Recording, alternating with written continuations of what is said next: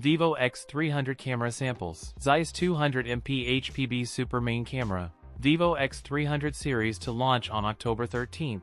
The X300 and X300 Pro will debut as the world's first phones powered by the Dimensity 9500. The Vivo X300 series phone is equipped with 16GB of RAM and Android 16. In the latest teaser, Vivo product manager Han Buxiao has showcased the display technology used on the upcoming X300 and X300 Pro phones.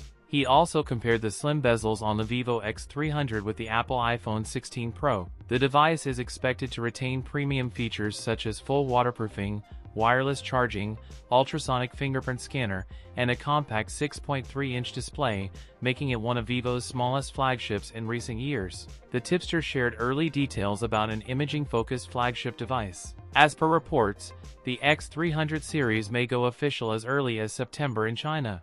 Vivo flagship phone will have a 200-megapixel main camera, a 50-megapixel ultra-wide lens, and a 50-megapixel IMX882 telephoto camera with 3x optical zoom. That's it for today's video. If you enjoyed it, don't forget to like, comment, and subscribe for more content. Thanks for watching, and I'll see you in the next one.